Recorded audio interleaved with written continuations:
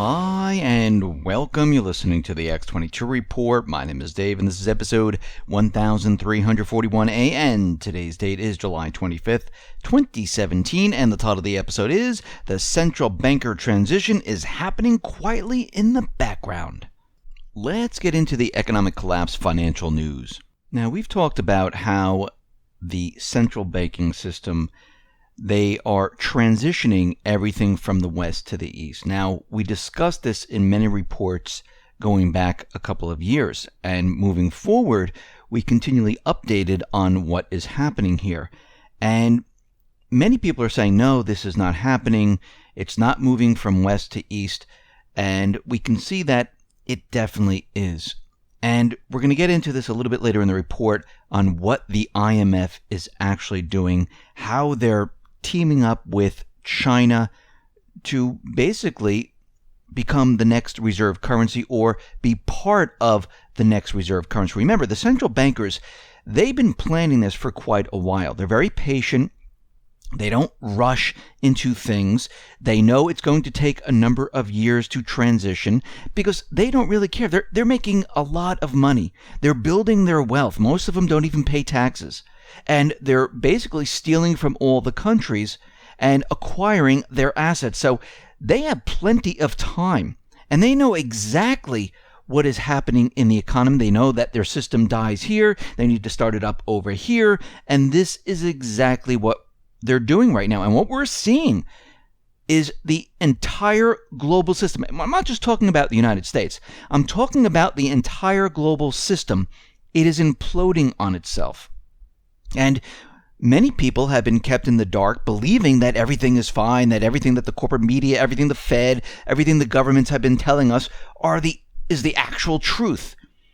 And we've been ripping this apart, showing that this is not the truth. Now, there are reports that are coming out here in the U.S. where they're trying to make us believe that, the economy is doing well and the employment arena is fantastic. Now, we've been looking at this. We know because many people have already suggested this, already dove into the calculations of the employment numbers, and they have shown that these employment numbers are completely manipulated. They had to do this to keep the illusion alive. And there are a couple of states, even using this manipulated calculation, where they've never recovered since the Great Recession or the recession before that. Illinois, Alabama, Connecticut, Michigan, Mississippi, New Mexico, Ohio, Wyoming. These are a few of the states that have not regained employment that were lost during the Great Recession or prior recessions. They've never recovered. There are many other states that are in the same boat. And remember, this is the manipulated numbers. Can you imagine if we stripped away the manipulation, how many states have never recovered from the prior recessions? It would be an incredible amount. Now, in regards to real estate, we have just seen and witnessed something that I never thought was going to happen. In the 20 cities that Case-Shiller reports on, in the 20 cities that the Fed is able to manipulate and blow up these bubbles, they have hit a new record high. They were able to pass the bubble of 2005, 2006. So in these 20 cities, we have now moved past the height of the bubble, the housing bubble, in 2005, 2006. Now, we all know how this ended. We all know that it came crashing down, and it just didn't affect a certain period of or a certain area. It affected the entire country. Actually, it affected the entire world. What we're seeing right now is that they have pumped the bubble up so high in these 20 cities to make everyone believe that the housing market is fine. And if you go outside of these 20 cities, and a lot of people are writing into me saying that, yeah, the housing market is taking a dive. People have homes for sale. They've been on the market a very long time. They're continually lowering the prices, and there are more and more houses going up for sale, thinking that they're going to, get an incredible return on their homes. Now, a lot of people who have their homes up for sale, they bought at the height of the market back in 2005, 2006 time frame, and they have never recouped, on paper of course, what they paid for that home. So if they went out and they sold the home right now, it would be at a loss, except if you're in those 20 cities. If you're outside of those 20 cities, guess what? And I know many people who paid a premium during 2005, 2006, and they're still well below what they paid. And it's only going to get worse. Now, the Fed, they are very worried about the commercial real estate market. And they're worried about the stability of the market, because what we're seeing right now is that the number of apartments that are being built right now, well, they're at record highs compared to 2005, 2006, 2007. So we're passing that time period. Now, the U.S. is going to set this new record high of 346,000 new rental apartments in buildings with 50 plus units, and they're expected to hit the market. And deliveries in 2017, they are 21% above the prior record set in 2016. And if we go back to 1997, guess what? It's above that time period. Because back in those periods, it was much lower. So we're about 63% higher than the previous record. Now, these numbers don't include condos. Condos are purchased by investors. Sometimes they show up in rental markets, but they're not included. And remember, these are units that are 50 units or above. And there's just been a boom in the commercial real estate market. Now, remember, a lot of these apartments, they are highly leveraged. Government-sponsored enterprises such as Fannie Mae, they guarantee the commercial mortgages on apartment buildings, and they package them in commercial mortgage-backed securities. Sound familiar? So really, the taxpayers will be on the hook when all this completely falls apart. Now, we also see that smaller banks, they are going to be on the hook. And the Fed, they're very worried about the smaller banks, because once this starts to go, and we know the smaller banks are interconnected with the larger banks, it's going to be a cascading effect. And the smaller banks are heavily exposed to these commercial real estate loans as the collateral values of these commercial real estate buildings, they are dropping in value right now. And the Fed is very worried about this. Now remember, there are so many things going on in this economy, so many things the Fed needs to keep a check on, because remember, they built this illusion, and one small move brings it down without them controlling it. And there's a new supply of apartment units that's going to hit the market in 2018 and 2019, and the number of apartments is going to be even larger than what we have now. And it's going to be a complete disaster. And we're already seeing the commercial property price index, well, it's starting to fall. Now, when did we see this once before? Well, we saw it in September of 2007. The index hit 100. Then it started to turn downward, and it kept going. It reached its peak, and it fell by May 2009 all the way down to 61.2. We have hit the peak at 125.5 in June of 2016, and it started to decline at the end of 2016. Here we are in the middle of 2017, and it is falling very, very quickly. Now, we've already hit the point where everything started to slow back in June of 2016, and we are now hitting that point as we decline. So when we look at this, we can see we're repeating what happened in September of 2007. This is why the Fed is so worried about this, because the real economy is slowing dramatically, and they understand this, that the entire system is getting ready to implode.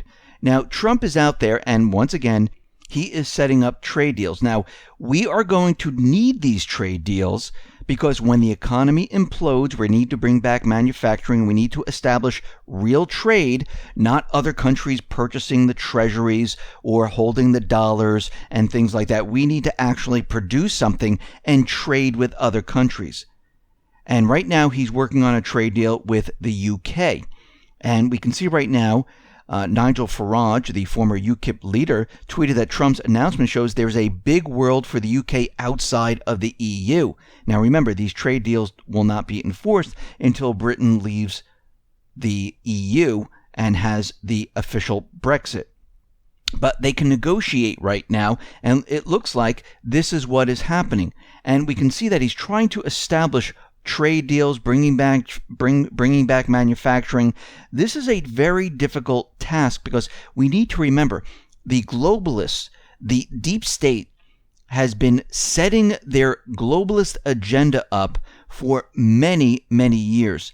And now it has to be unwound before the entire system collapses, or as the system collapses, trying to rebuild the entire system. And this is not an easy feat. Now, the central bankers, they still want control, and we've said this many times before, they still want control of the system. Now, I know there's the birth of the cryptocurrencies. We know that Goldman Sachs, they're looking at the cryptocurrencies and looking at the blockchain technology to handle some type of trading system. They already patented that. They want to make sure that they're in control of that. We know the central banks and other central banks around the world, they're looking at the blockchain technology, not to be free and open to the people, but to use it to their benefit.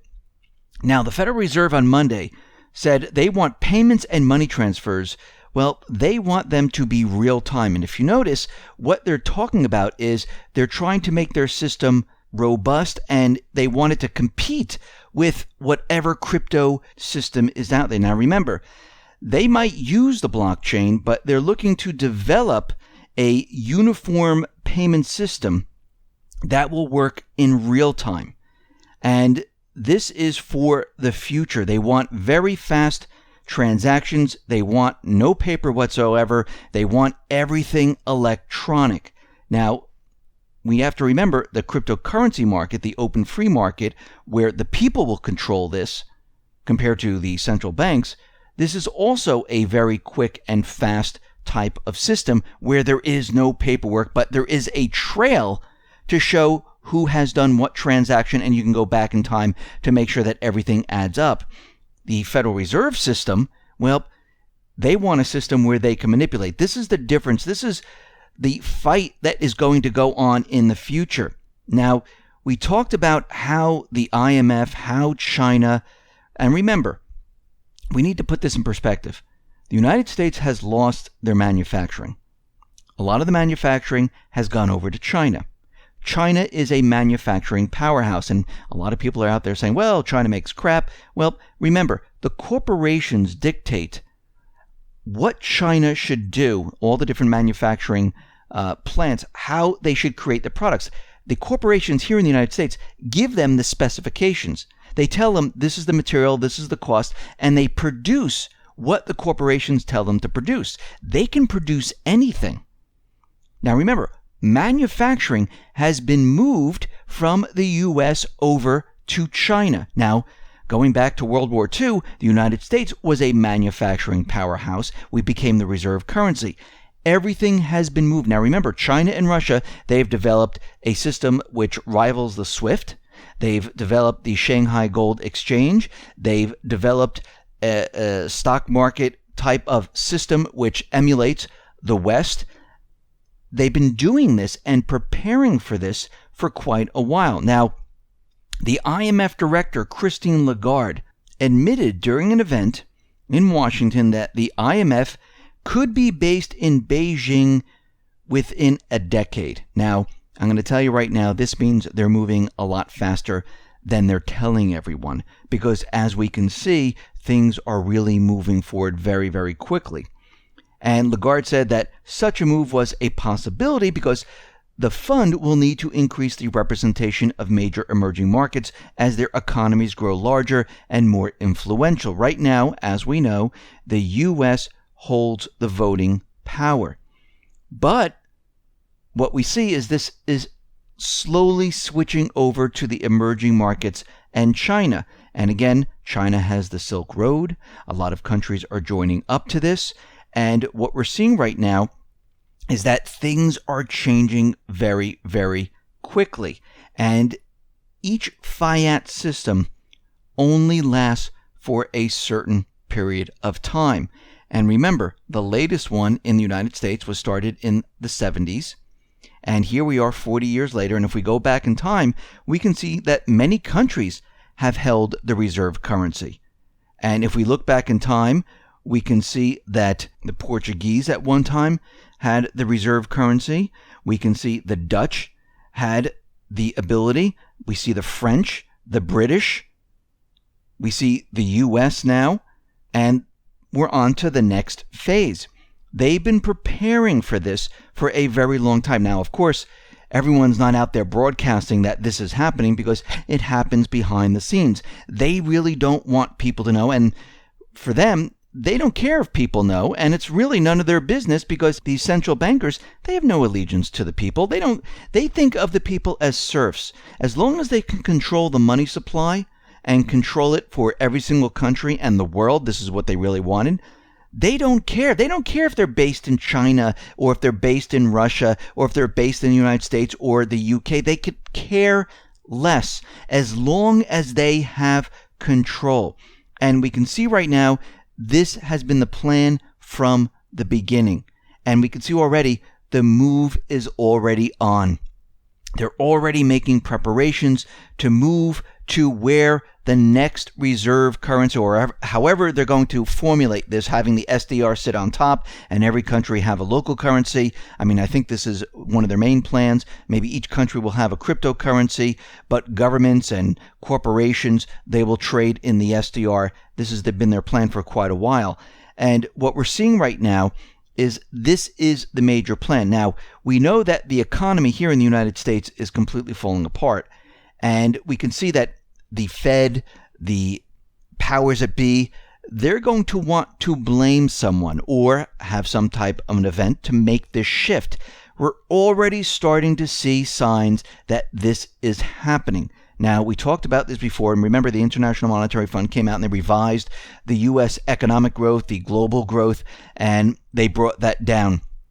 Coming out of the corporate media now, they're saying the reason for this, the reason why the U.S. got downgraded, well, it's a direct indictment of Trump's ineffectiveness. They're saying because of his economic agenda, he wasn't able to push certain laws through, so he's really to blame for this. And we're already starting to see the signs of the blame game. Remember, central banks never want to take the blame.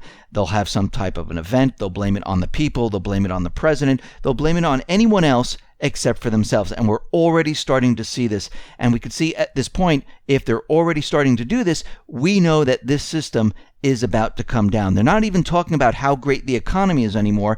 They're already pointing the finger and saying, yes, this is the person who's going to be responsible for the economy coming down. And we know the economy has been one gigantic illusion. This is why we've been tracking it. This is why we've been looking at all the different numbers and going through them and saying these make no sense whatsoever. This is why we're able to say that retail was going to decline over time back when everyone's saying that retail was fine. The economy was okay. Couple years later, we see that we're in this retail apocalypse. The same thing with housing, where people said, no, housing's going to keep going up. Everything's fine. Now we're starting to see that housing prices, they've hit the top, and now they're going to start coming down. They've only hit the top in 20 cities. Everywhere outside of that, it's starting to fall apart. And we're starting to see signs all over the place that the economy is starting to break apart. And we can see at this point that everything is starting to fall apart. And this is why you need to be ready and prepared, because they are telling us, they're telegraphing what they're about to do. Listen, everyone, thanks a lot for listening. Be well, be safe, and especially be prepared. Thanks a lot.